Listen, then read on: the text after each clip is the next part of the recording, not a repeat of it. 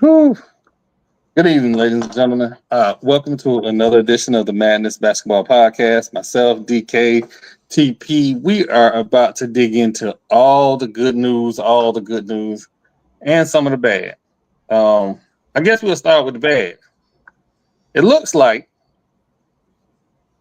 and I could be wrong, but it looks like the Dallas Mavericks is tired of Luka being out of shape. And it's got to be some video out there of him kicking baby seals because them trading him cost him $160 million. Not So, the Seals. Somebody's upset. I don't know why. I don't know how. I don't know what he did. I really don't. I don't know what he did. This was a business decision that had to be made. It had to be done. Look at what's going on in New Orleans. Do we want the same problem?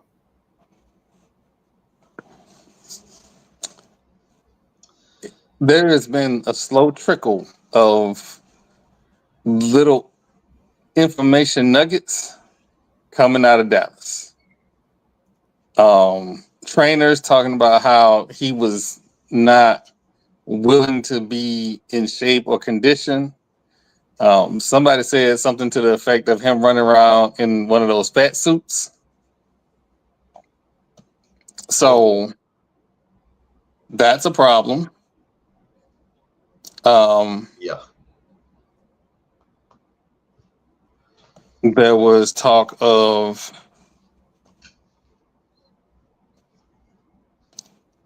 him having some difficulty with politics when it came to Mark Cuban. There's all of those talks. But the bottom line is, was a rocker with Mark Cuban? Yeah, apparently he wasn't a fan of Mark Cuban being a Kamala Harris. Again, these are all alleged allegations. Take them for what you will with a grain of salt, but it is what it is. That's interesting. Yeah, it's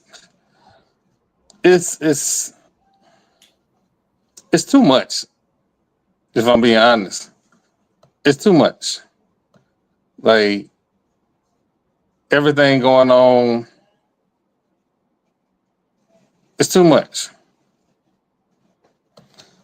But again, what do you feel like is too much about it? Everything from the injuries. If the whole political disagreements with ownership, but he's no longer the owner, so that shouldn't have been an issue. The pending, 300 and $49 million supermax deal that he was eligible for, all of that. Like all of that is something that should be looked at. And I'm not sure Dallas was ready to give him that much money with him being injured more and more.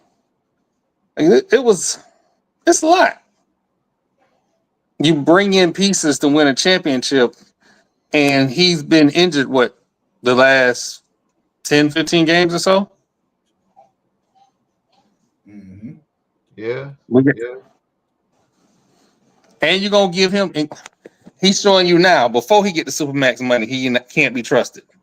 So you're going to give him $340+ million. So that's a big ask. And to be honest with you, the move that Dallas made, Dallas are closer to winning now than the Lakers are.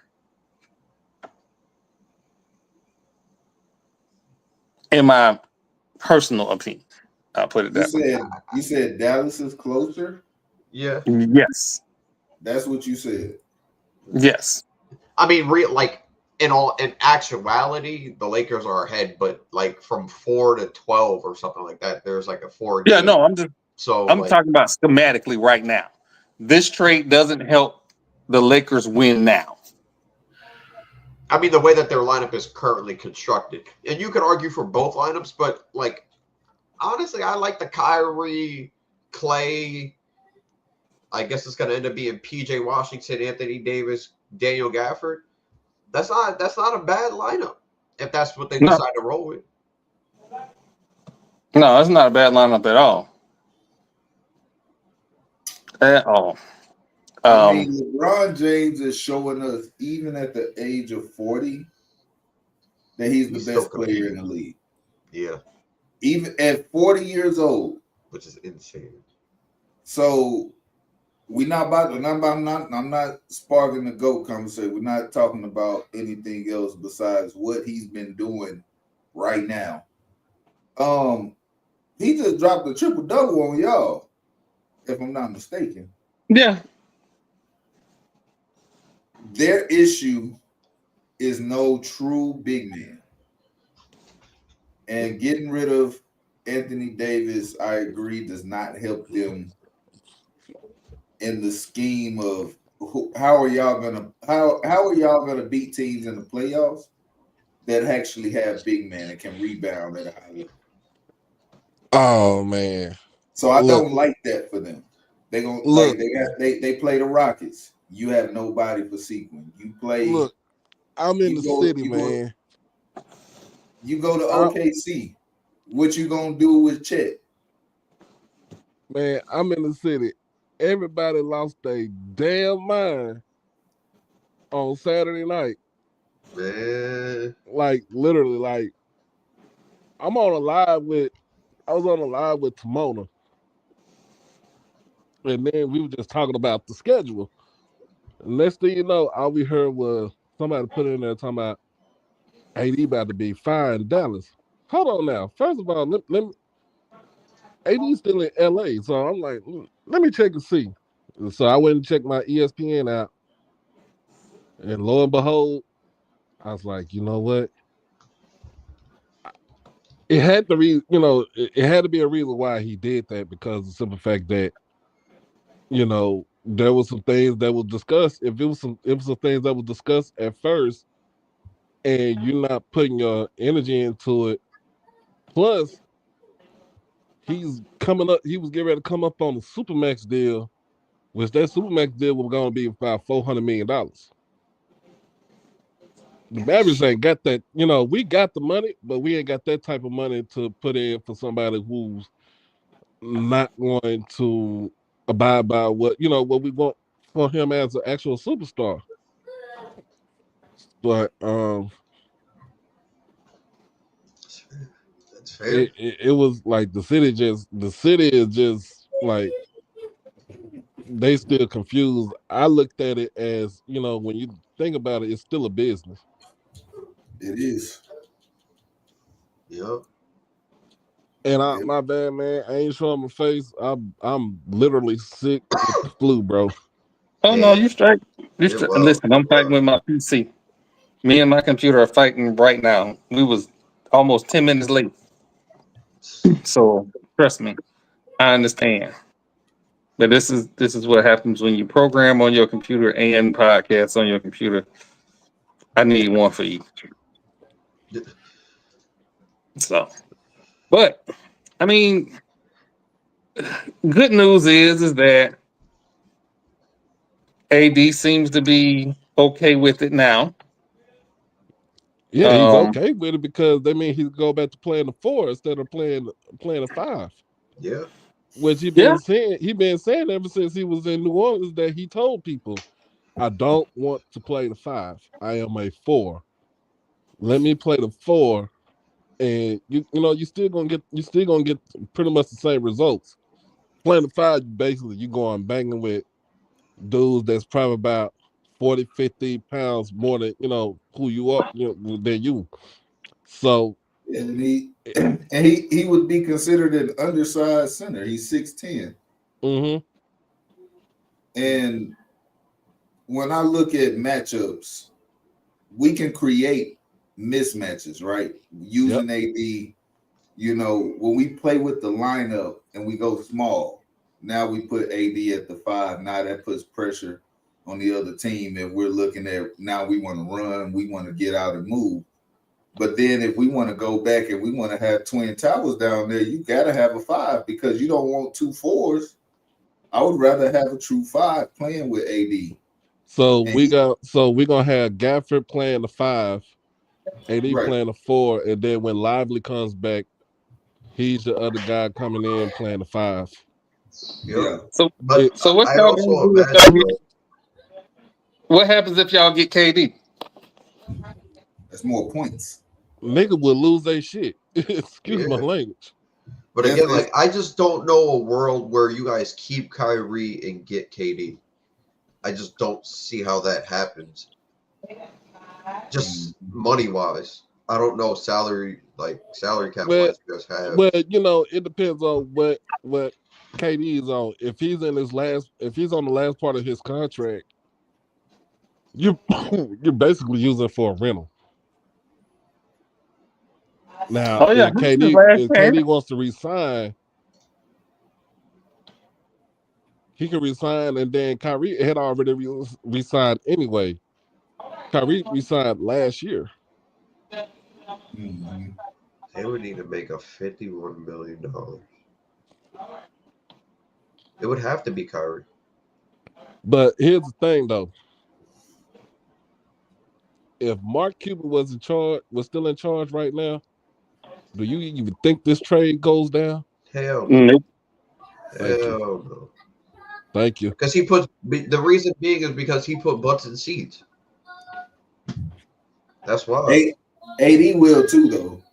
Right, but like it's jersey sales, all that. Like I don't know how much of that they get or like ownership or whatever gets, but like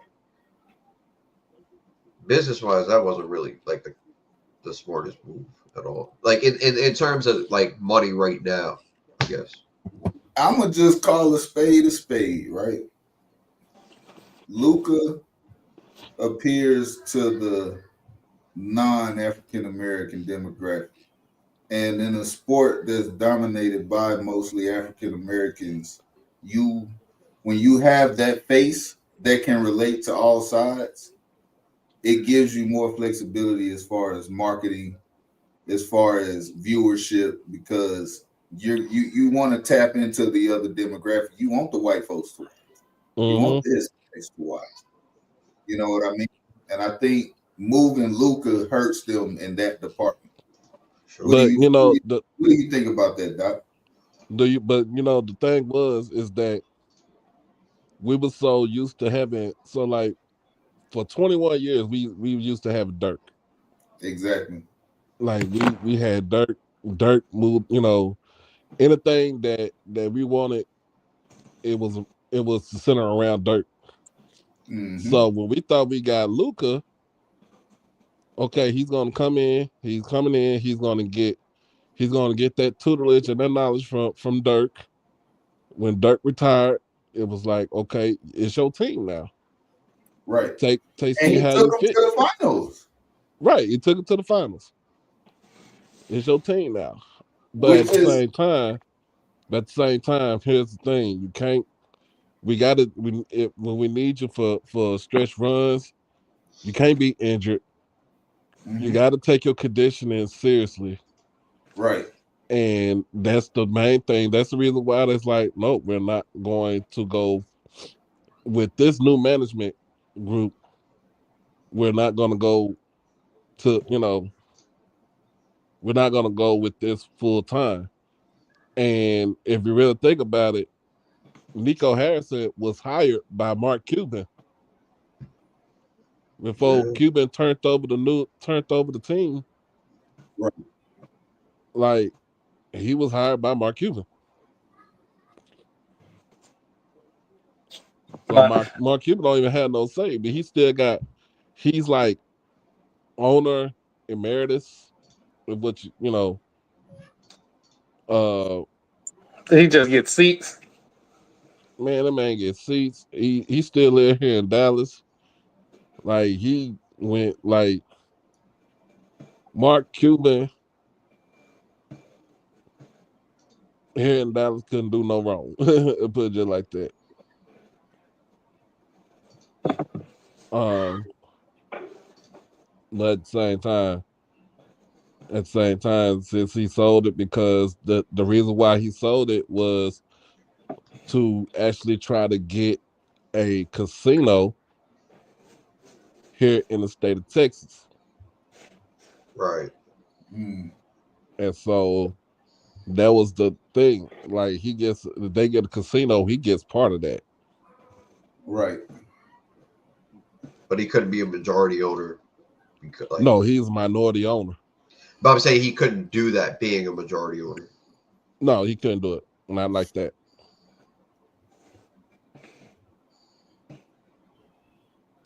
Yeah, a lot of people were still losing their shit about this from today. I'm like, it's business. Yeah. Yeah. Yeah, I've seen some people. Well, two things. Again, this is why I say I can't believe the Dallas Mavericks really liked him because they are willing to give the season ticket holders a refund. Mm-hmm. Wow.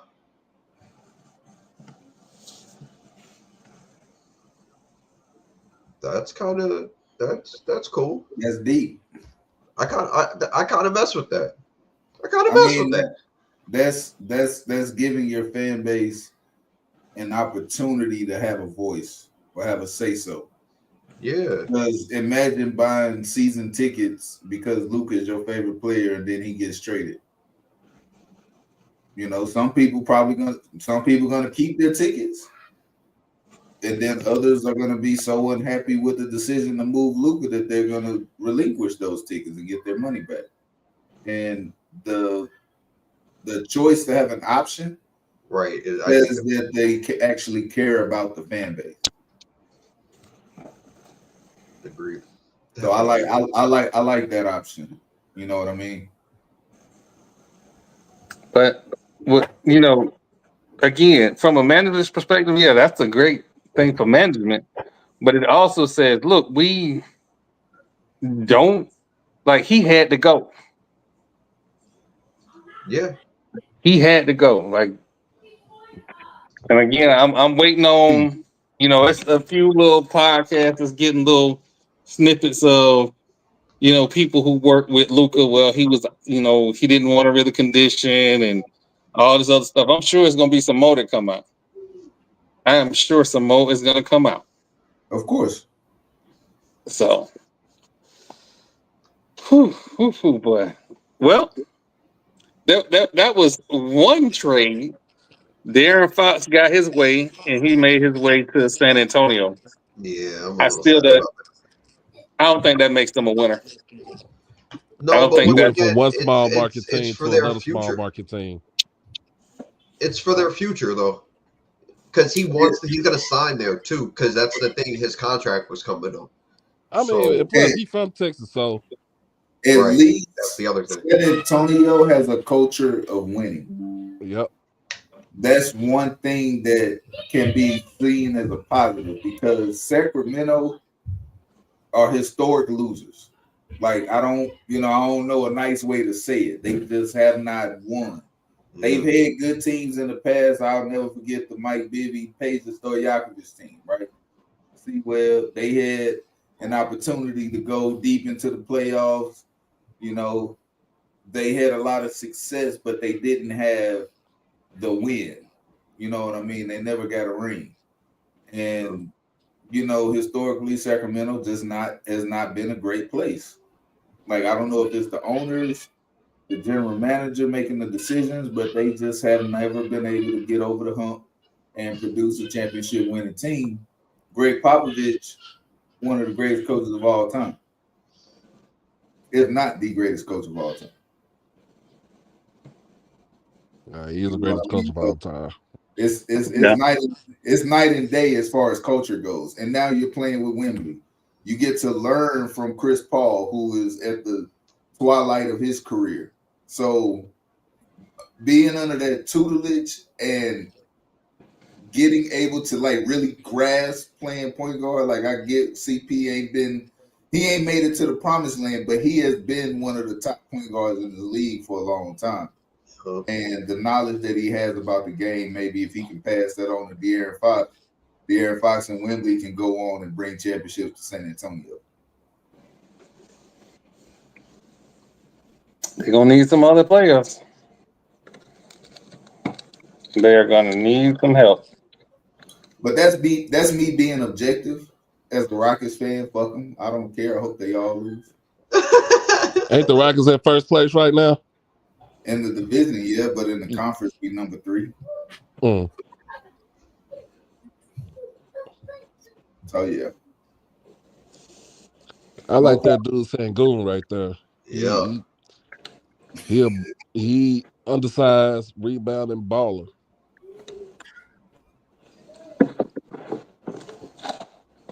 Oh my goodness. But yeah. Wow. That was a good move. But they were planning that move anyway. I feel like they were planning that move to move out there. He had been saying he wanted to be somewhere else for a while. And then wait a minute. So when is the trade deadline? Thursday. Yeah, I'm about to say this week. It's gonna be some folks that's gonna be moving around. Where's Phoenix? Like what place is Phoenix in right now? They way. Yeah, they down. Or 11. So you split that big 3 up. You the thing is, what I don't know what it could go one of two ways. Either you trade like everybody's thinking, like KD might be on the move, or you move Beal and bring in Butler. I think the only two ways that goes down. The best option forward is moving on from Bradley Beal and bringing in Jimmy Butler. He got a no trade clause. Who got a no trade clause? That's why they clause? talking about moving. Yeah, that's why they talking about moving KD. Talking about Bradley Beal. Know about the trade clause that does. You talking about Bradley Beal? Yeah. But then he used his no trade clause already when he got traded from well, that's the thing. Washington He wanted to get moved to Phoenix. It's still in his contract. He can just waive it. He can waive it at his leisure. Yeah. Okay. I see what you're saying. Yeah. It might end up being KD.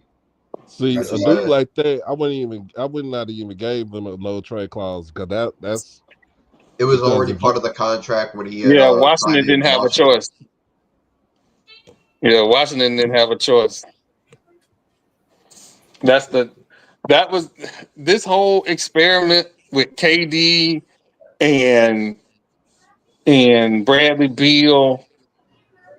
This was a bad mix because you already had a guy there who was the 2 guard, and you're gonna bring in another 2 guard. Matter of fact, you brought in a Gator 2 guard at that. Oh my god, bro! So it was gonna be bad. Break. I'm sorry, I can't think. All of these. This can't whole, think of a good 2 guard from. This whole I'm about to build me a big championship annoys the shit out of me. Every team want to build a big 3 thinking that's going to take them to win a championship. But what they fail to realize is if the team is not built accordingly, when I look at the famous big 3s that we all remember, the Celtics, Detroit, of course, Miami, they had a facilitator in their big 3. Or if they didn't have a facilitator within the big 3, they went out and got a facilitator. Like with Boston, that big 3 don't work without Rajon Rondo. I'm sorry. No, you're right. No, that's correct. Paul Pierce, Ray Allen, and Kevin Garnett would have made the playoffs. They'd have won games, but they wouldn't have won the championship without Rajon. You gotta have a facilitator. LeBron was the facilitator when he was in Miami. We know his ball knowledge, his ability to play defense, rebound. He can do everything, but he was the facilitator. Detroit facilitator Chauncey Billups. They was able to move the ball around and run an actual offense, and he was a great defensive guard as well. Same thing with the Mavericks. When we got Jason Kidd back, he was a facilitator for that championship team. Exactly. You got to have a facilitator. I mean, and when Phoenix built this big three, they didn't think about that aspect of the game. And it's clearly not working. but I think we talked about this the last time I was here about how the I don't really prioritize true point guards anymore, especially in the NBA. Everybody wanted a point forward when they built that area. Everybody wanted a point forward. Nobody wanted a true point guard. And we see what happens when you don't have a true point guard. You don't win games, or you win games, but you don't get the actual end result that you wanted. I honestly hate this era of basketball where we don't have. No. I get what you're saying. It doesn't work at all. But it don't work. Let's look at Boston last year. Boston had 2 point guards, not one. They had 2 point guards.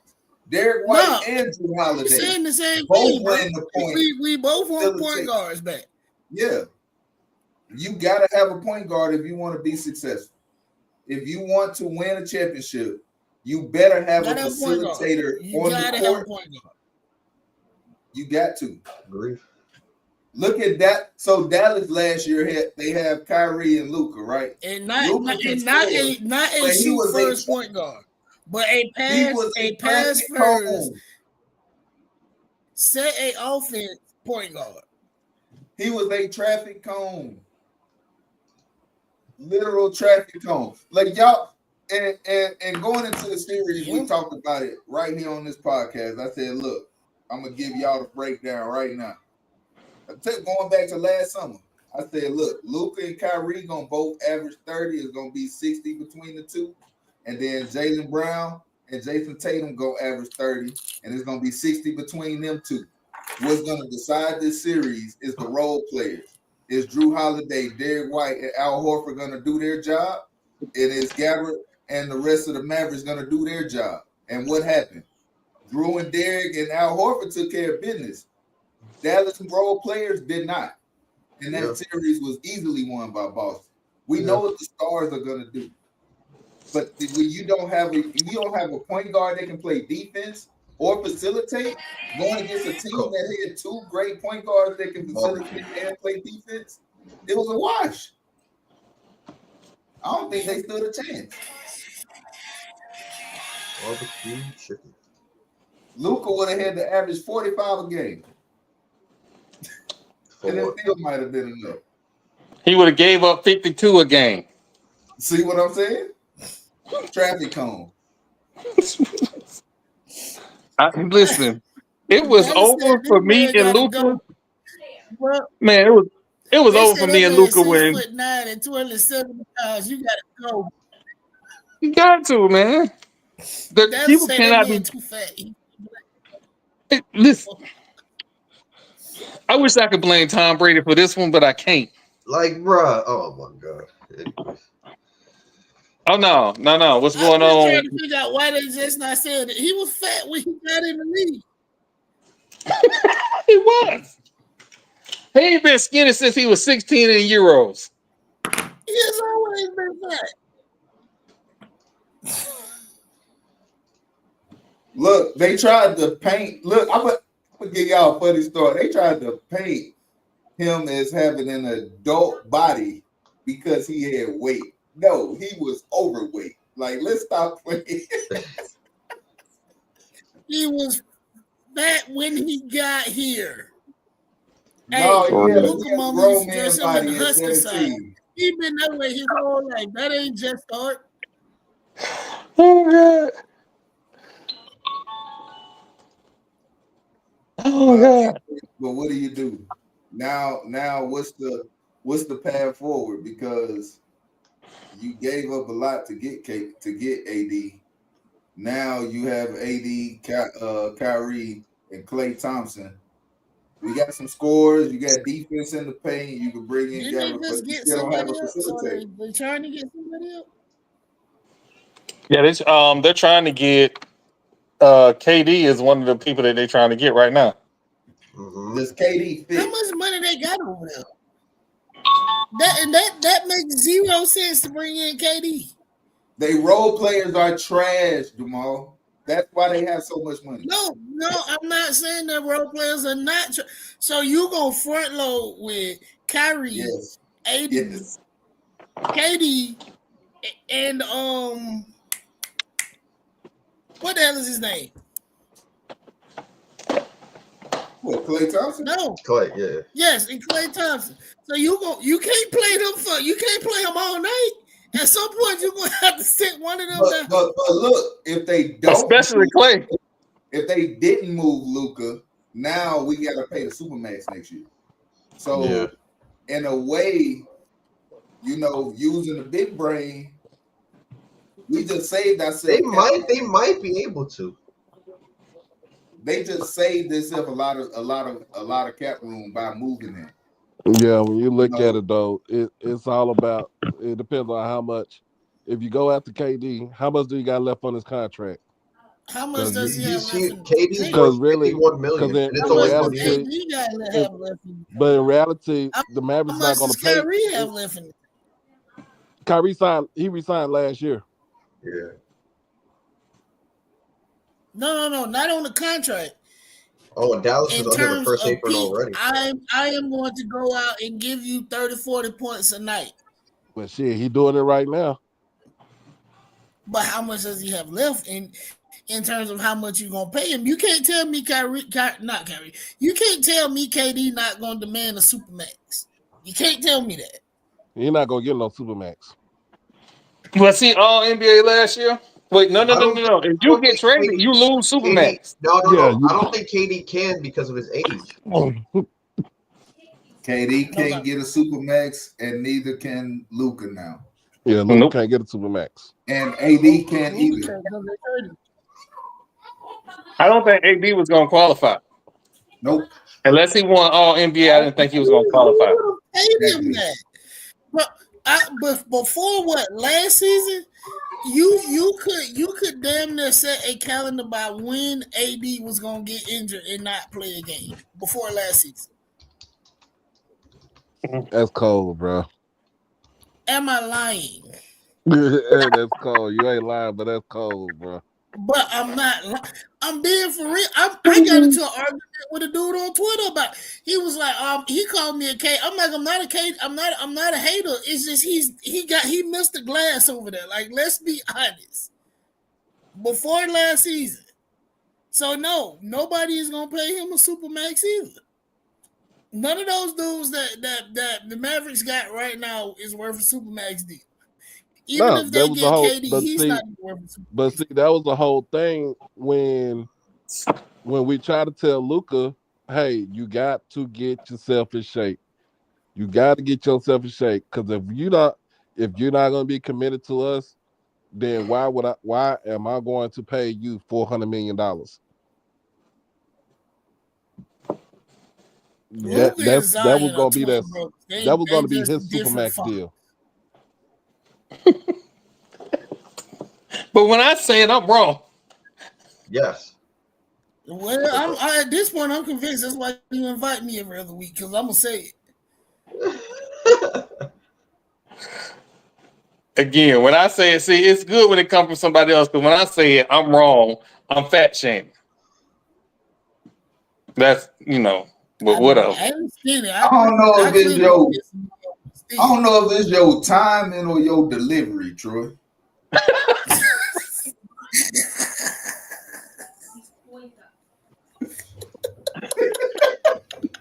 It used to be the timing. Oh man. But do I be lying? That's the thing. I don't think right when they get injured, this man getting carted off the court, you be like, that's why he eats 12-piece. Like, what? Right. Wrong time. I'm calling people fat while we talking about money. You call people fat when they get hurt. Like, wait.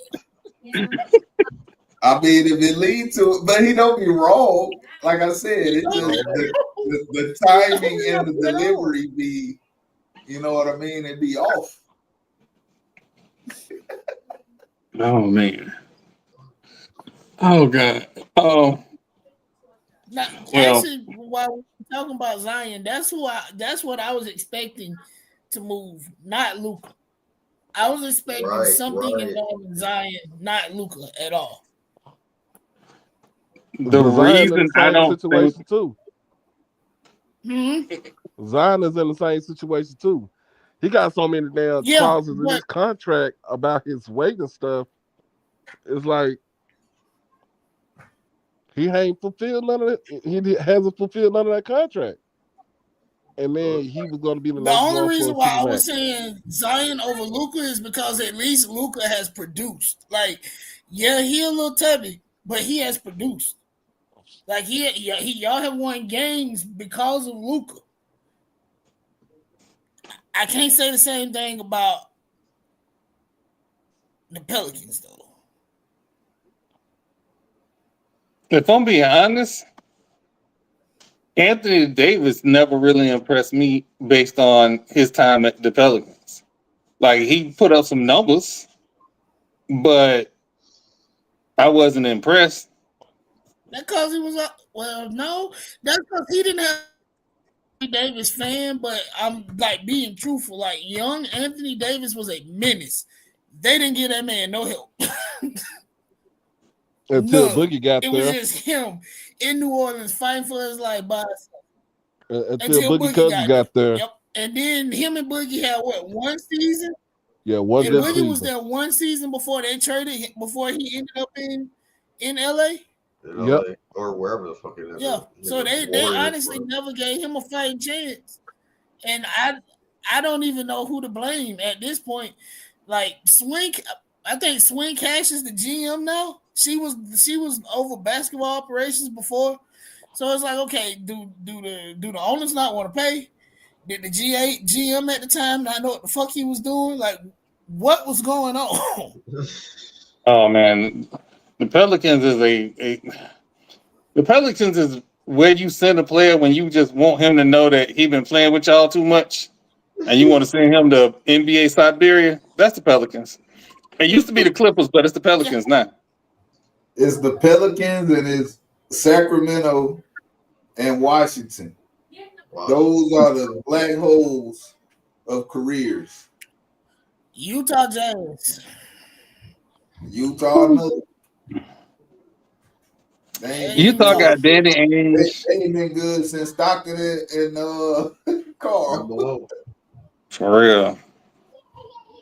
They pretty much like a team that you like. Yeah, they had made a nice little run, but it didn't turn into nothing. Well, I'm gonna say this because we need to move on because I could just bash these two franchises forever. Since I can't blame Tom Brady, not too much on my Mavericks though. Since I can't blame Tom Brady for this mess, I can blame him for this one. Why is CN signing with the Indiana Fever?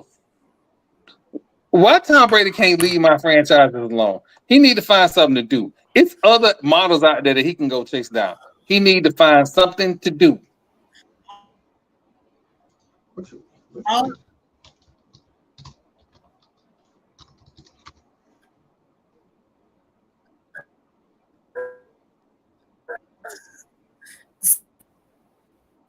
I think it was Ryan Clark's podcast. It was somebody. And she was pretty much saying how she has lasted 10 years in the WNBA with like minimal stats. Indiana is playing the long game right now, and they bringing her in for veteran leadership. I think Sia has like 3 championships. She has 2 in Vegas, and I believe she was on the Chicago Sky when they won one that year too. So they bring her in honestly for veteran leadership. Like, Sid is the person that you want your rookie to be better. I have them making the playoffs. Some people think they're gonna win it all. They're absolutely not going to win it all.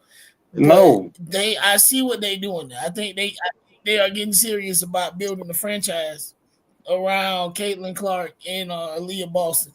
And if they do, power to them. But hey, I'm a Sparks fan, so I'm gonna shut up because Magic Johnson just hates them. I'm gonna say this. Everything was fine. Everybody was happy. And then Tom Brady showed up. And now all the world done gone to shit. I You just, sure about that? What do you mean? Y'all Like got Tom to Brady's the him. owner Y'all of one got of these to teams him. or something? yeah, he's the part owner. Tom Brady is part owner of the Las Vegas Sparks and the Raiders. Yep. Aces, yeah. Yep. You know he gonna give you a quarterback though. Go on to trade up and go on to get Shador. He ain't gave him one yet. Do we think that Shador would fit Chip Kelly's offense? That's Please the no. question that we gotta start asking. Y'all trying to make me say bad things about this young man, and I've been trying to avoid saying bad things about this young man. Please don't wish him on my franchise. So That's what you all I want, Cam ask. Ward? It's either him or Cam Ward. Which one you want to pick? I would take Dylan Gabriel before I would take an Ibis No. or a No, don't do dude that that. hung on the ball too Don't set long. yourself up for failure. Dylan Gabriel has looked amazing in at the I mean, Senior Bowl. I don't think being honest about where somebody is and where you think their ceiling is saying bad things. I just seen him hang on to the ball too And long. we honest here.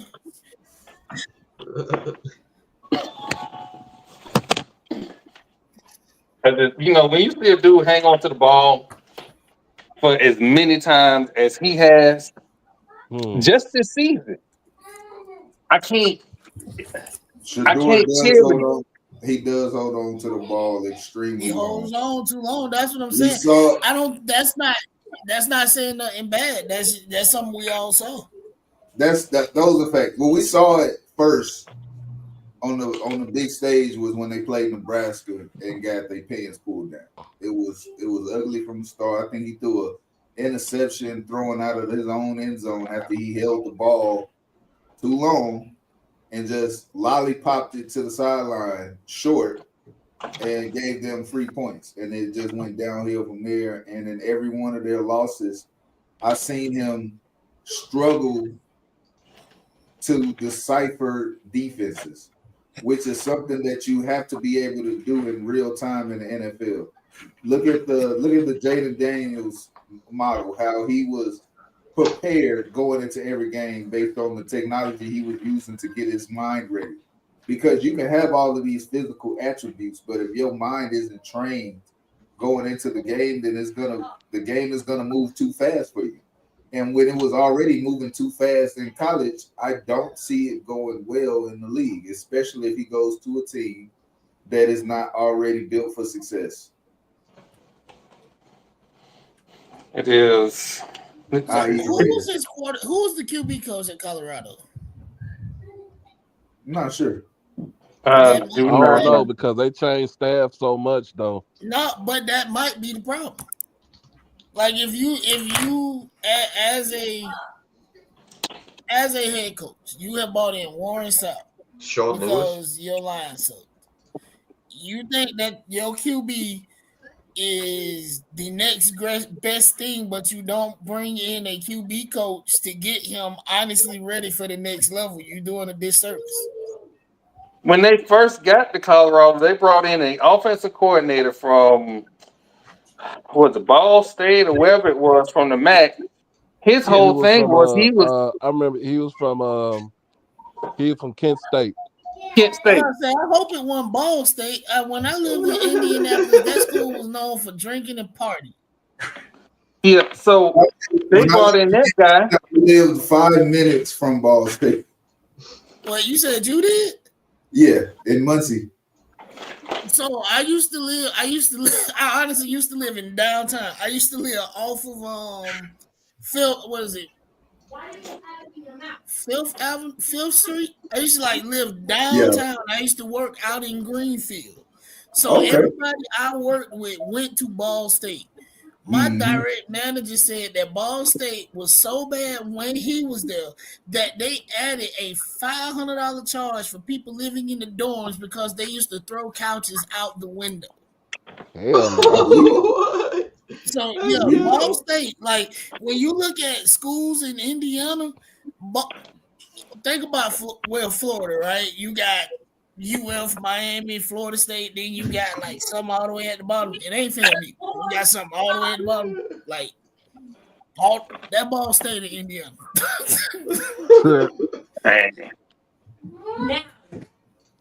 Man.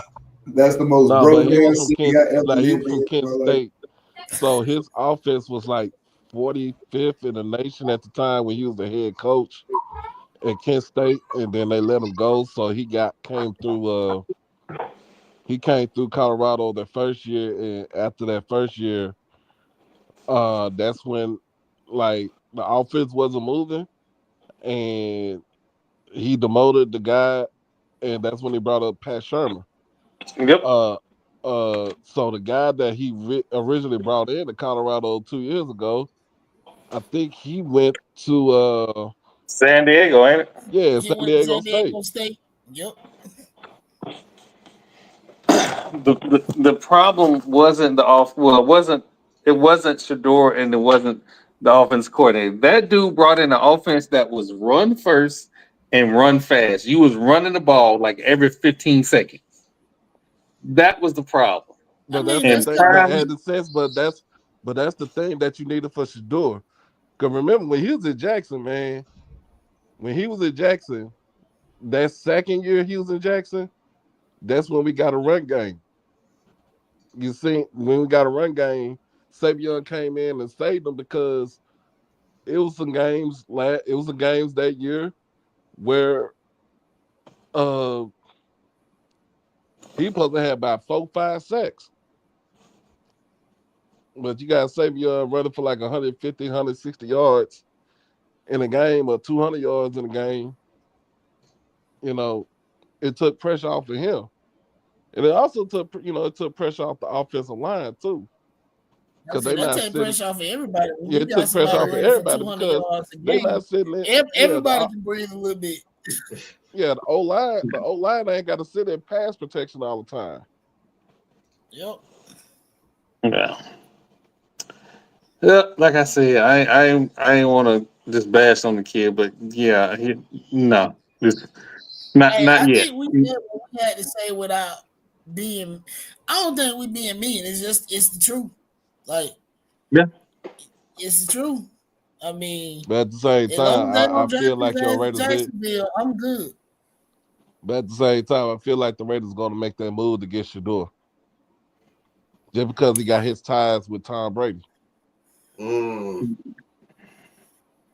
See, but nah, Tom Brady like winning.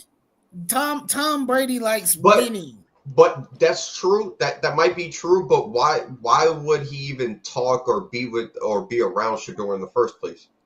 Why would he Because waste his Tom time? Brady, I'm Shador not saying Shador is a loser. I'm saying Shador is not the quarterback that Tom Brady is going to bank his entire franchise on. No, but I mean, you don't really got that many other options right now. I don't agree though. I don't agree with that statement because there are other quarterbacks in this draft. I like Jackson Dart. I like Dylan Gabriel. I like what I've seen from some of these other guys. Quinn Ewers is actually in the draft too. Y'all, where do they? I wouldn't mind Quentin. Hell no. I would wait and take Dart or Gabriel. I give you them two. I give you them two. That's what I'm saying. Like the Raiders as an organization have more holes than quarterback. So reaching on the Shador Sanders would set them back. I mean, how is it reaching? Because we kind of had the same discussion with Jaden, or kind of sort of with Jaden Daniels in a sense last year, right? Like they went in, like Giants went and got Neighbors, and they could have had Jaden. Yeah, we did the real podcast. Let me bring it back. Yeah, let me bring it back. Because shout out to StreamYard. I thought it was my computer, but no, your software sucks.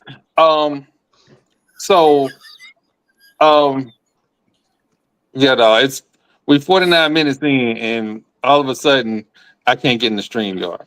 But last night while I was trying to get ready for the podcast, Norfolk State and North Carolina Central Oh, Went that all was the a way to the classic buzzer. right there. Hey, I ain't gonna hold you. Norfolk State screaming "This is Sparta" in the end was funny. Hey, hey, that was a classic though. It was, man. It was, and I'm gonna always stand on my soapbox. A basketball being the equalizer for HBCU sports, we just need to get behind it, and that is proving what I'm saying. We can play games like that on a nightly basis against everybody if we honestly get behind all our basketball teams. Yeah, if you think about it, look at it in the SWAC. That's my TED talk for today. But if you think about it too, look at it in the SWAC right now. Like we went down to Baton Rouge and we lost to them by 2. But that's the only time we're gonna play them. Mm-hmm. But the game could have went either way. We went into overtime last night. No, I mean, okay. So I'm about to make some people mad since we're talking SWAC basketball, right? And we'll get back to we'll get back to Norfolk State in a little bit. But since we're talking SWAC basketball, some of y'all gonna get mad at me, and that's okay. But there is a coach in Tallahassee that we ain't seen since Gillespie. Here we go. Lead them young men to a record that they got now, right? He's doing a hell of a good job too. It's people that want to give that lady credit. And if I talk about that lady, y'all gonna get mad. But you the same MFers that won't tell me when y'all had a raffle to raise funds. I say all that to say this. Why you gotta bring that shit up? Hold on. Just let me finish. Let me work. Let me cook. I say all that to say this, right? You can, as a programmer, I had a job, I ain't gonna tell you no lie. I failed miserably in like 54% of that job. But the rest of it, I was an absolute star. So all my bad decisions were overlooked by my good decisions. Man, shit, we don't all had jobs like that, especially starting up. Sure have. So it can be true that young lady picked an excellent basketball coach that we should give a 3-year contract to. Picked 2 excellent basketball coaches. Two excellent basketball coaches. Both of them got off the bus, went to work, and made it happen. My expectations of this coach was simply if he get them in the SWAC tournament, it's gonna be something. They midway in the conference. Yep. They're a middle team off the bus. All you need to be is in the top 10. And he in the middle. He in the top 5. We hadn't been in the top 10 in men's basketball since we got here. We just but I'm just saying all you need to be is in the top 10 because you're on the tournament. But that's a realistic thing for our men's program now. Before back then it wasn't. It is. And when I talked to him, like I said, I keep telling the story. When I talked to him, before I talked to him, I was not sure if it was gonna work. When you sit down and have a meal with people let they go out down and talk, and that's what he did. And I'm like, oh shoot, let me lace up my shoes for a minute and 30 seconds, because now I'm hyped. I don't even believe in analytics and shooting threes, but he made me a believer. I damn sure didn't believe in it. I've looked at it when I heard about it, like, no, this dude is an analytics coach. And somebody else, so what do you mean by analytics? I'm like, he gonna tell you if you shoot this many threes, you shoot more threes, you're gonna make more threes, right? Yep. Like if you shoot more twos, you're gonna make more twos. We get to the free throw line, you know what I'm saying? Let's at least get us 75-80% from the free throw line. So that's I'm telling you, that's what analytics is. All you doing is just using numbers. to put together a team. The numbers also they tell you like we've seen it because we've all been watching basketball forever. You used to have guys that would shoot all over the field, all over the court, all night, right? But now you're looking at it and saying, "Hey, when you shooting over on the corner on the left elbow, you making 45% of your shots. Yeah. But when you shoot over in the corner, you're making 27%. Stop shooting in the corner and focus on the elbow." Yeah. Like, but it's telling them exactly where their spots are. And for people who played before, they honestly put analytics in sports. What your coach said, "Hey, just keep shooting, it'll go in." Mm-hmm. You know what analytics got us? Hold on, man. Hold on. Because now I'm mad. You know Here we where go. I'm going. You know where I'm Here we going. go. Mike D'Antoni. Daryl Morey. Daryl Morey. No way on God's green earth you went out there and told these men to shoot 27 straight threes and they didn't make that one. That was ridiculous. How did I know you were gonna go right back to that game, bro? Because that's when analytics hard not lost to. me. That's when analytics lost me. Because the whole time we had been doing good. Okay, we volume 3-point shooters, right? But when the threes aren't falling, somewhere Gotta take them around the middle tools. of 13 mid-straight threes, we gotta just go to the basket. No more threes. That was in You Houston. take another three, I'm pulling you. That's what it should have been. Well, So for everybody that's watching, and again, I apologize. We a little bit derailed, and it's my fault. TP is triggered because there was a NBA Finals or a Western Conference Finals Conference finals. that they lost to the Blew Golden a State 3-1. Warriors. Blew a 3-1 lead. They did do I that. remember that year, bro. Yeah, they did do that. I ain't recovered.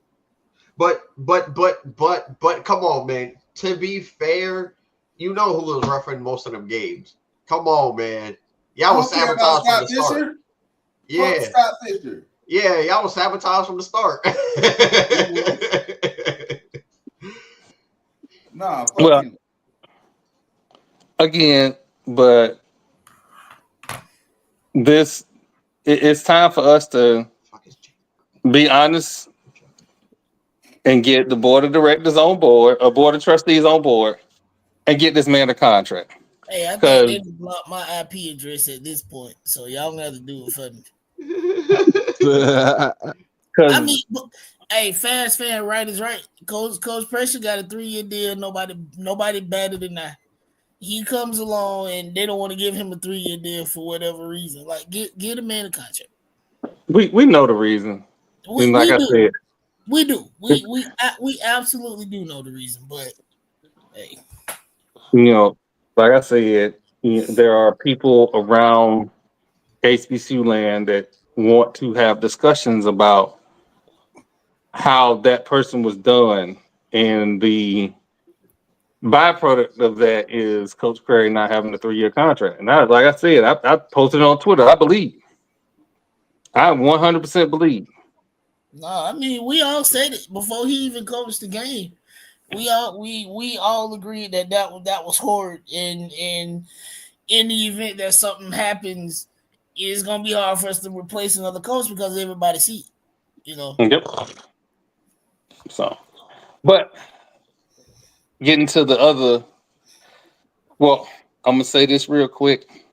You know what? Matter of fact, we ain't had no hear me out, but I want everybody to hear me out real quick. Just real quick.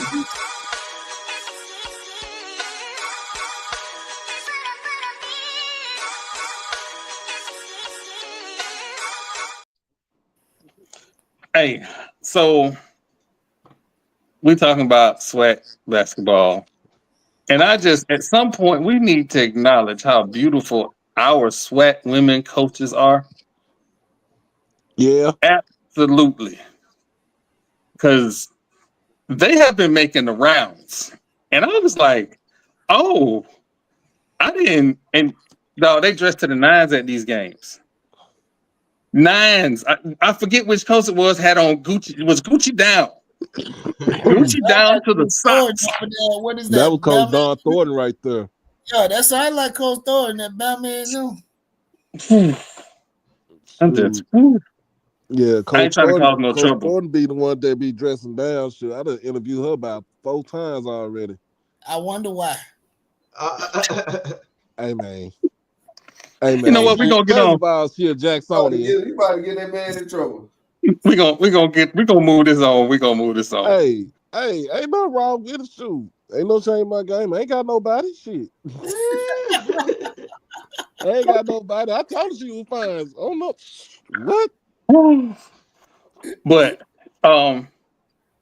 and I did that for a reason because when Michael Vick was announced Norfolk State men's football coach, all of our female compadres was swooning all over the internet, disrespectful like, and I was like, Now remember when we do it, I don't want to hear nothing. It better not be a tweet, a text, none of that. I don't want to hear nothing. Hey, I ain't gonna lie to you, Coach. Coach Richards is another one that got natural beauty with her too, man. Coach Skeet is the same way. Coach Skeet down at Texas Southern. Yeah. Coach Skeet and Coach Simmons over at Grambling. Yeah. Yeah, let's go along because we need to move along because we're gonna get in trouble. Hey man, ain't nothing wrong with that shoe. You got some beautiful coaches. You got some beautiful female coaches in swag basketball. I wouldn't know. No, God. Good answer. See, I was trying to move along, TP. That was me trying to move along. All right, so the other big news in basketball, and let me tell you how bad this is. Terry Rozier is being investigated for possible manipulating stats. Basically, what that is that there were prop bets made, and there was some irregularities regarding the bets on his prop bet. Yeah, because he sure as hell was getting weird last year, having 2-point games, having 0. Yeah. So Terry, I was a victim. Damn it, I was a victim, Terry. Now that I think about it, I was a victim. So shoot, yeah, get that man. Hey yo, So, that man was betting the under and going to make sure that thing cover. Like, Bruh said bet 2 points. That's all you getting tonight. So I think the last person that had a 2-point game was Buddy from Florida State. are you talking about the article about the three schools? Yep. It started with Terry Rozier. They was looking at Terry Rozier. And anytime you start looking at irregularities, they don't stop at, one. Well, while we're here, let's look at all of it. And part of those irregularities was irregular bets made on North Carolina A&T, and of all schools, Mississippi Valley State. Why? I can never stay out of the news. Ever. Like, this is a bad year for them, bro. I don't. So this is college games that he was betting on. I'm just No. When is the last So there's time a ring. won a basketball game? There's the ring. There's a ring. Yeah. And full disclosure, I have myself built a sports book app, and I understand how easy it is for them to catch somebody. Because if you have betting profiles. So when you sign up for a betting app, you create a profile. That profile is then tracked. And while they're tracking your betting habits, they will send you specials based on your betting habits, or if they want to get you to bet more, so on and so forth. I know when they was making irregular bets on Mississippi Valley State, if I'm the DevOps guy, I'm like, y'all know I see this, right?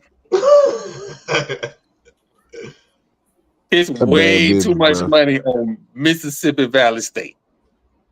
No, the DevOps guy probably had never heard of the damn school and had to go look it up. As soon as the bets came in and they got flagged, he was like, I don't know what's going on, but we ain't seen no action like this on this school. And then the North Carolina A&T, it was a Delaware game with North Carolina A&T.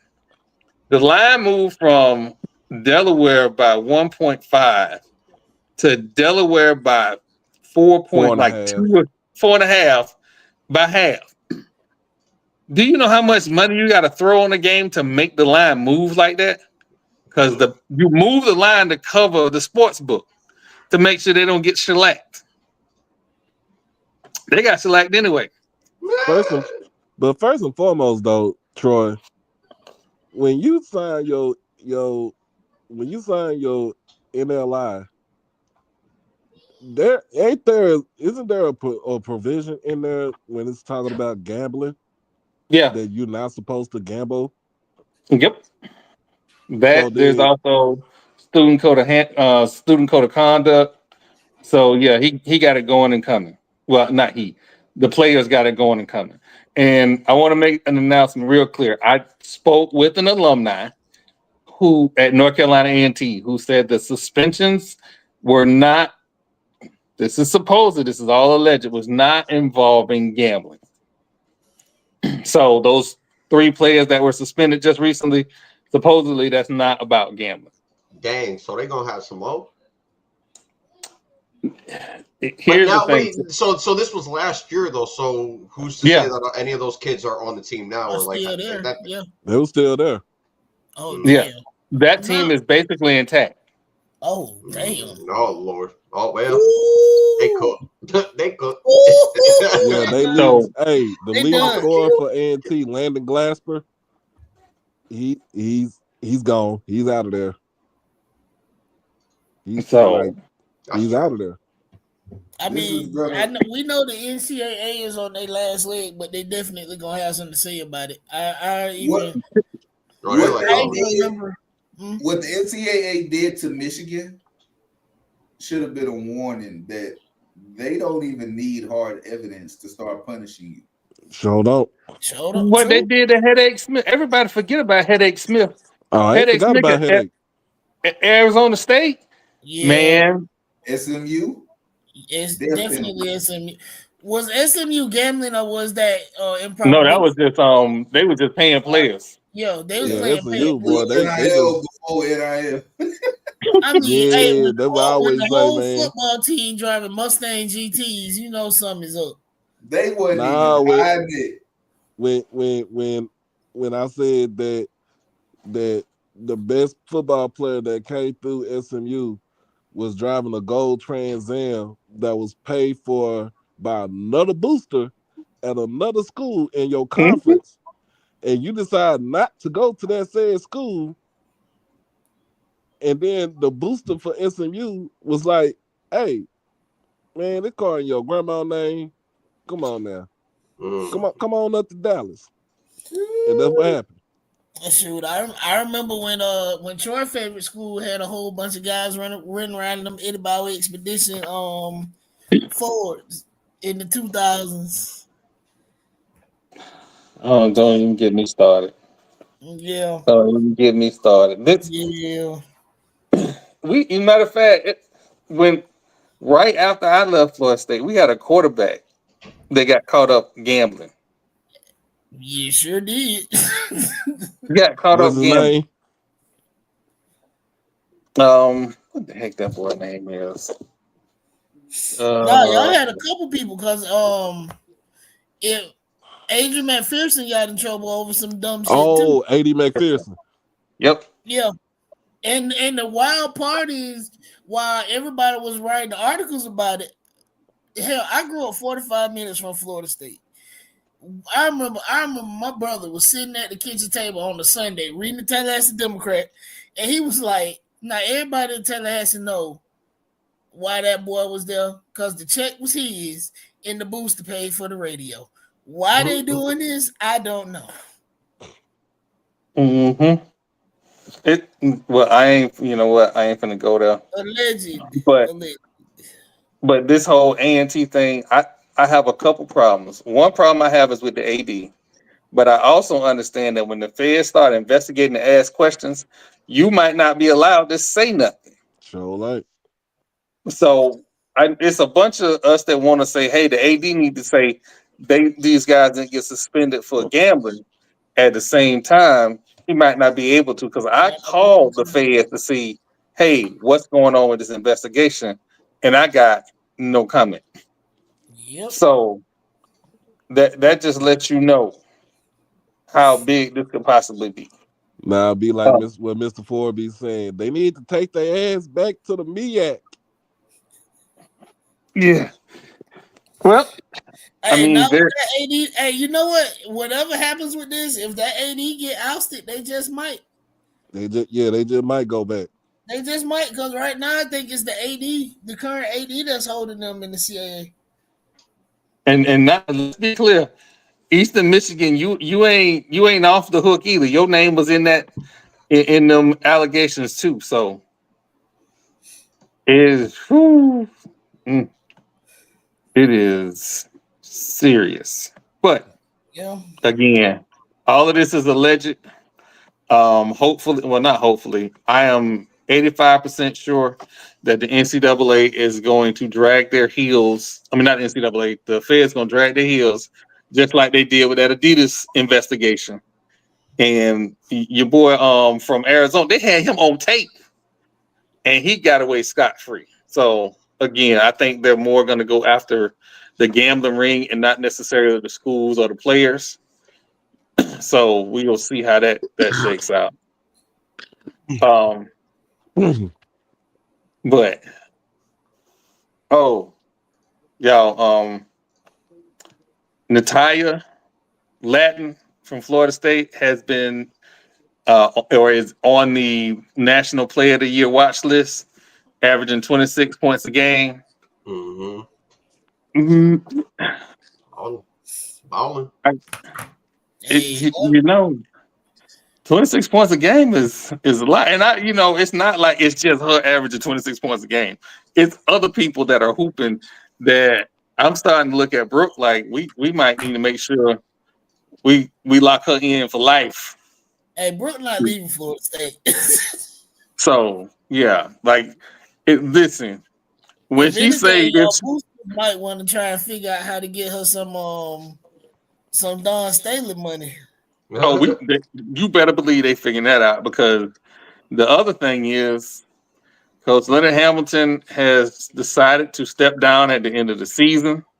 Yep. Like I told y'all was gonna happen.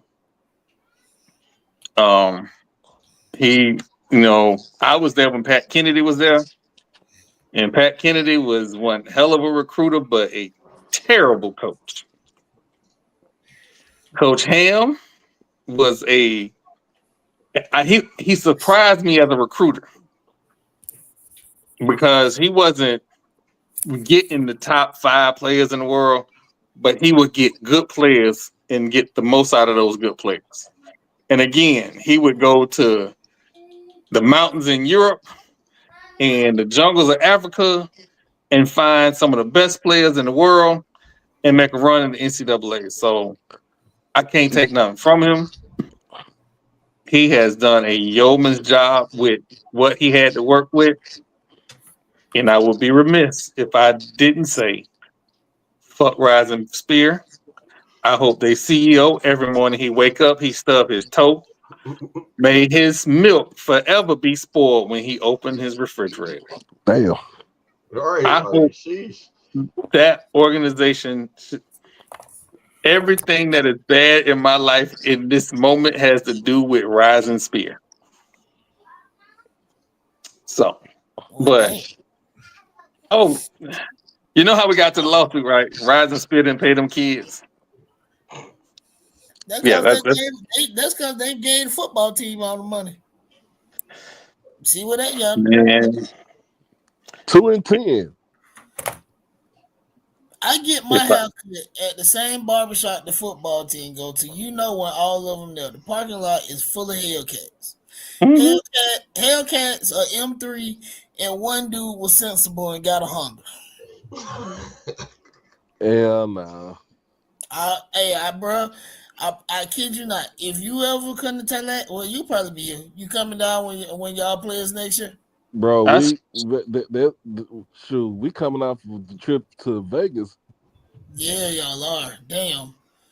Well, if you ever make it to this part of the South, you will see damn near every Hellcat in the city is driven by a Florida State football player I think I or a probably drug seen it when I dealer. went down there last 2 years ago. 2 years, okay, then you saw it. So you got the whole football team driving $80,000 vehicles. They ain't got no money.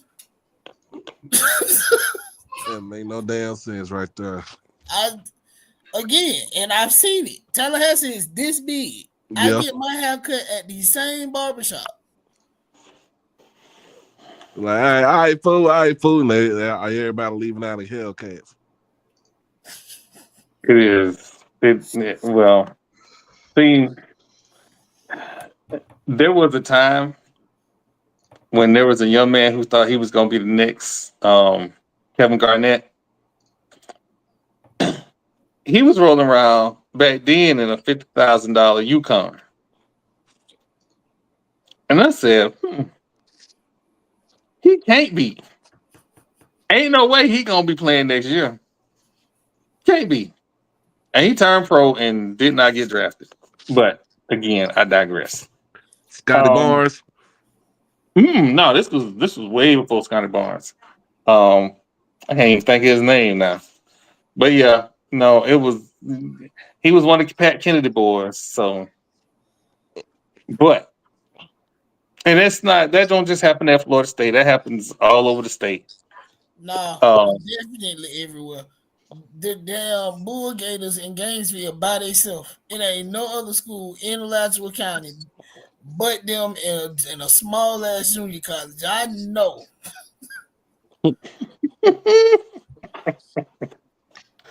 Oh, get me started on them people there.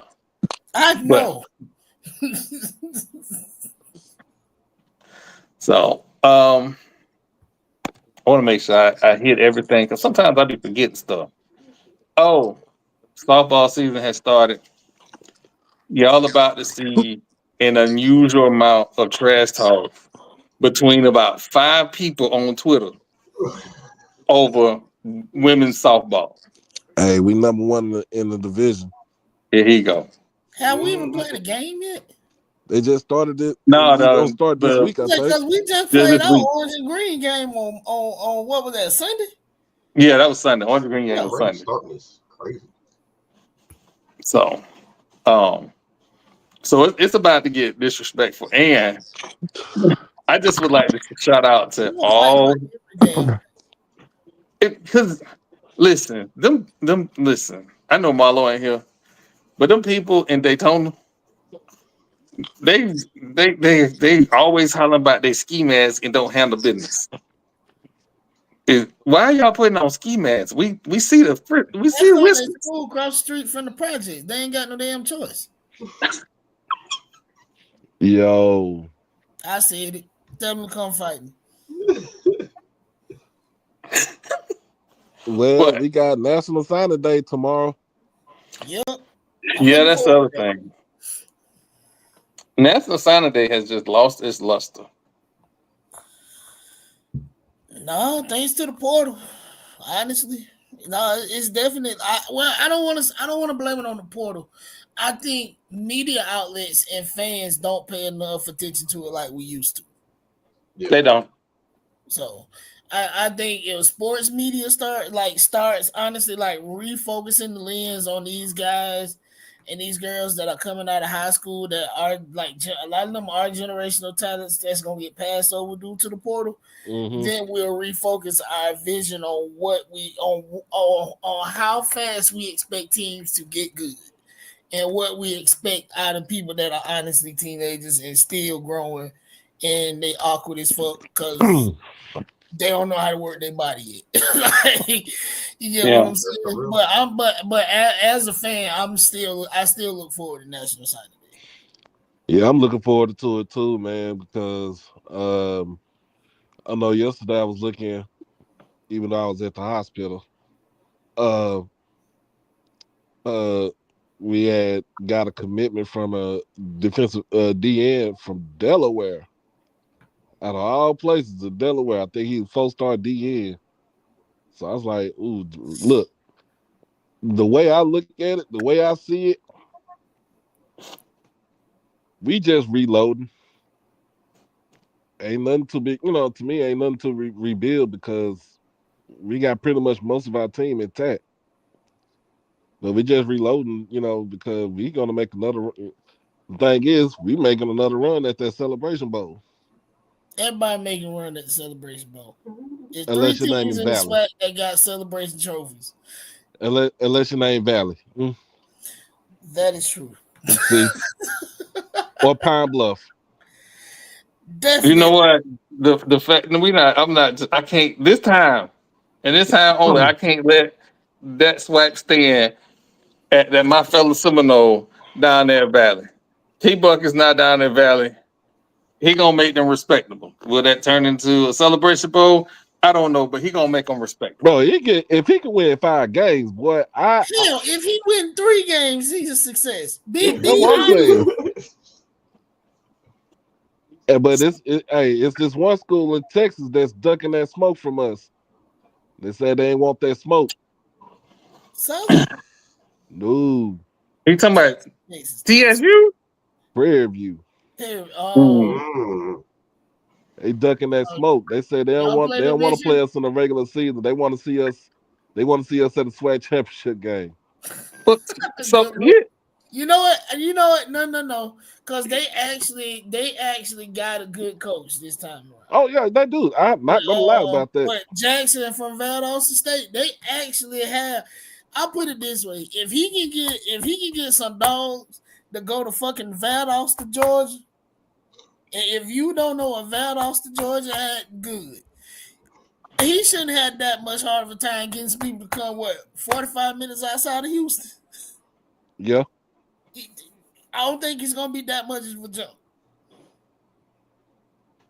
Hey, I still say he's still ducking that smoke, man. Look, we try to get all hey.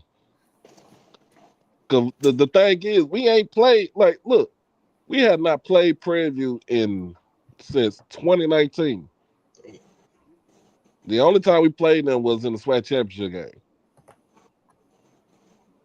We ain't played them. Texas Southern rolled off our schedule.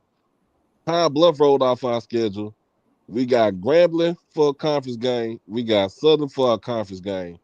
So that shit matters.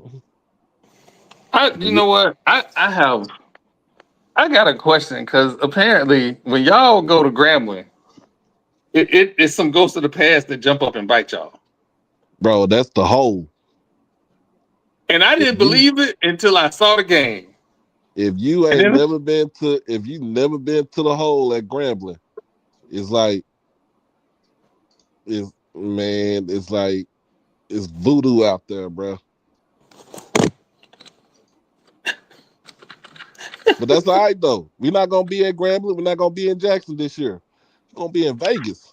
Yeah, and so that's the one of the good things that I saw that maybe Tom Brady might be involved in, but I think that's more the tourism board. So I can't even give him credit for that. But the tourism board did a great job of contacting the SWAC and making that deal or putting that deal together. Because the Raiders put some money in that too. Oh man, Jermaine Thompson really might be the worst. I can't believe he just did that. The Raiders put money into that. So the Raiders, the tourism board, and the best thing about it is the SWAC negotiated this without having no middleman as far as a promoter into this shit. Because that's what we always get screwed out. Fewer hands in the pot. I've never, like I said, the whole. I don't know anybody involved in the Southern Heritage Classic, so if you get mad, I'm sorry. I don't know, but it never made sense to me that the promoter thing, and I know there's a Orange Blossom Classic board and all of that, and yada yada yada, but it is easier to make a deal between two parties as opposed to this person, that person, and then some promoter. Because if you ain't seen janky promoters, if you looked at some of these, I'm trying to be nice here. Looked at some of these classic deals, it's got janky promoter written all over it. All What you over. think? What you think was going on with the Southern Heritage Classic? A janky promoter. Fred Jones 400. is Fred Jones is swinging in the air right now because he done lost the two best schools that bring him a lot of money to Memphis, in Jackson State and Tennessee State. We would rather But play the game. We'll play the game, but we don't need you in it. it's for him to say 400,000, 400,000 over 5 years. Bruh, crazy. But the same thing happened with FAMU in the Atlanta Classic. When we played Tennessee State, then we played Southern. The 100 black men of Atlanta, and we pulled out. And that game I think that game played maybe 2 or 3 more years. And It was like 3 more years. It's gone. Poof. Yep. Funny thing is, if I'm not mistaken, there was another game in Atlanta too that went away because of something similar. Because when I was in undergrad, Circle City Classics in Indianapolis was the same thing. Yep. So Circle City Classic, that was also Black Expo week or some shit like that, wasn't it? Mm-hmm. Yeah. So yeah, Indianapolis. Yep. So same thing you did. I mean, we can all sit here and go back and forth. I think business has, it's not even a thing. I know business has evolved to where you don't need a promotion company. Google, TikTok is free, Instagram is free, Twitter is free. You can buy an ad on Google for less than what a promoter wants and a percentage of a contract to play a game. Mm-hmm. You don't. I've been saying this for years. I ain't gonna bash a particular company, but it's that time of year where I got to start thinking about: am I gonna buy ads during football games? And we wouldn't even.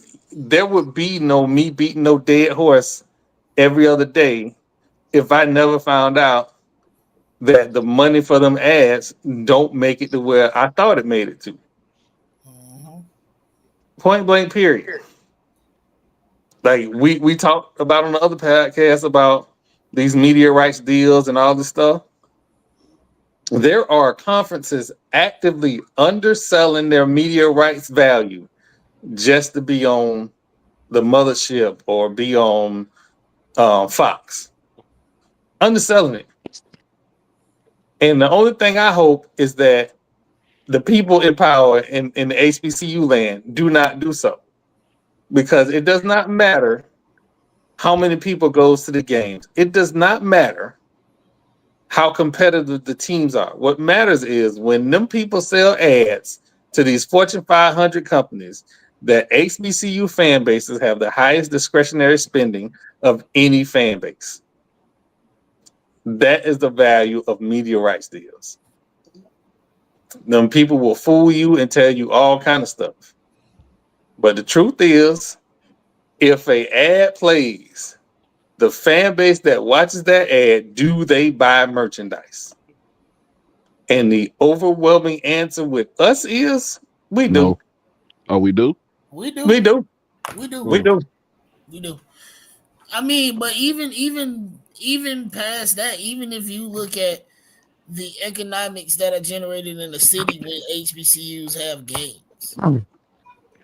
Like Tallahassee publishes theirs all the time. They publish in Jackson, Doc? I think so. So you looking at even if you take the most outrageous weekend of homecoming weekend and looking at the taxes that are generated within the city of Tallahassee just on that weekend alone, they bringing in. Of course, it's an estimate because you got under you. We'll never do everything on the surface. No. But you got the city of Tallahassee saying that FAMU is pushing like almost 500 million in tax revenue coming back into the city. Hotel rooms, park, vendor certificates because you have to buy a temporary one when you set up. Mm-hmm. Gas, alcohol, mall. That when we come in, we spend money. We generate the economy around us. But that's only. But here's the thing, though. But is that also when you have Florida State playing the same damn weekend at home too? Oh. No, No. so those weekends, they calculate those weekends different because Uncle tell you this, prior to these last couple years, that was rare. They never wanted everybody to play on the same weekend because the city at the time, like we're getting better, but the city at the time could not handle it. You could not handle having both schools having games. Like I think it was FAMU homecoming either 2001 or 2002. It was our homecoming. Clemson was ranked. Clemson rode into Tallahassee to play Florida State. Whole city got shut down because they could not get enough security in from FHP. They couldn't pull anybody out of Gainesville because the Gators had a game that weekend. Yep. Whole city got shut down because they simply could not handle it. There were no hotel that was rooms. shot. That was Willie Simmons' year when he was the quarterback. Yeah, he was gonna be. Yep. They so and then you had that. You had the local boy playing a ranked team. He's playing for a ranked team and he coming home and his FAMU's homecoming. It wasn't a hotel room within 75 miles of Tallahassee. It was people staying in Jacksonville, and Jacksonville is 2 hours away. Yep.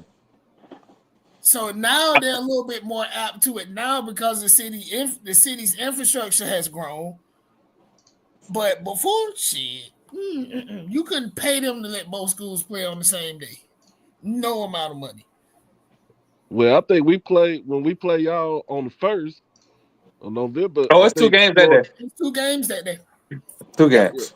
And the city gonna be wide the fuck open. You hear me? It's gonna be, and for anybody watching, if you want to come to homecoming or any of the games in Tallahassee, it is. I'm gonna go ahead and tell you a couple secrets. 1, do not be afraid to stay in an RV. Yeah, because just like the hotels prices jack up, them Airbnb prices be ridiculous. Yeah. So, because my hotel was gonna be $1,500 for 3 days. Oh hell no! That's cheap, bro. They block out the whole before the schedule came out last week. The hotels block out all of the rooms. You can't even just pick a rent. They block out all of the rooms so they can check the prices. So be cool with getting an RV. I am gonna be very cool with being an RV, and because we, family now, I am a block away from the stadium. So that is a very short walk from the RV. You not staying at Tower in the Towers parking lot? No, we got one of the track friends. One of my homeboys ran track. His friend is a FAMU track coach, and one of his former runners has a house up the block from the school. Yeah, because we stayed in the Towers parking lot. I watched the game from my lawn chair sitting on the hill.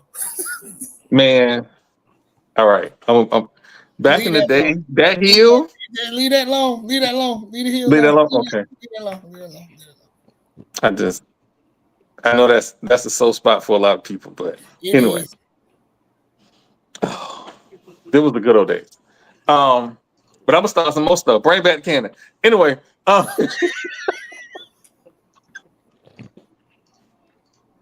But yeah, if you come to Tallahassee, that's a great place to stay. Real quick, There is going to be a SWAC basketball tournament coming up. Soon as that, we are, according to the SWAC, we are already invited. Not even to worry about it. I want to make sure I fill out all our paperwork so we can get everybody there. And we will be at the SWAC basketball tournament. It is 4 days, both men and women. So it's going to be a fun time. We will have media row. I'm going to make sure we get interviews, interact with other podcasts. Look, I'm going to tell y'all this now. For all the people that are having events, if you have an event that is not late after a game, I'll be there. But no, I need my nap. So if the event is over with at 6 and your event is at 7:30, I ain't gonna make it.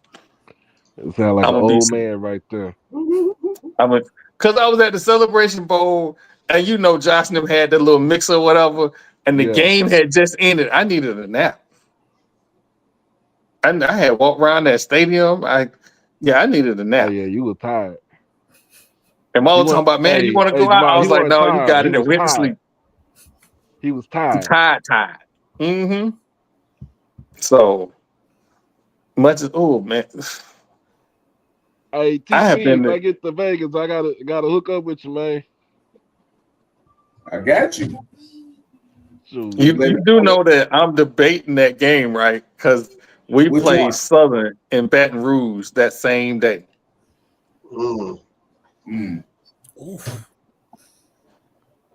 Yeah. Hey, I've already looked at my room. I try to get book the Excalibur. Oh, you trying to stay on the strip? Yeah, that's the best way to stay. Why not? That is the best for real.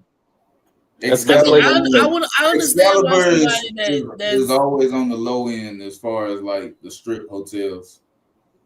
Yeah, just but it's right stay next away to from the the Rio stadium, though. Nah, don't do the Rio. You're gonna be all the way on the other side of the freeway. Not just that. It's the last time I went to the Rio, it took us 45 minutes to check in. Mind you, we got in late, so we got in like 12 o'clock at night. Took us 45 minutes to check in. Both pools was closed.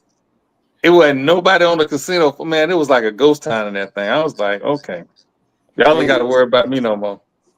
If you find a good price at Planet Hollywood, I would recommend that over Excalibur any day. Planet Hollywood has always been my favorite. Because I've been looking at that one. I love Planet Hollywood. That's why Planet Hollywood is. My wife, so before we moved here, when we were living in Indiana, I brought my wife to Vegas for her birthday, and we stayed at Planet Hollywood. And that was a great time. They got the Gordon restaurant in there, the Gordon Burger. Fire. Mm-hmm. Fire. Yeah. I recommend, if you splurging, I recommend the Venetian because they took care of me when I got married. So they took care of me real, real well. Shout out to the bartender. And there's I can't think of the name of the restaurant. It's like a Southern style Roscoe chicken and waffles place. Oh man. They had chicken fingers the size of the whole chicken. And the best thing too, if you don't want to stay in Vegas, you want to just get out of Vegas for a day, it's 3 hours to LA. Yeah. Straight down to 15. Yep. I used to make that drive every week when I lived in Cali.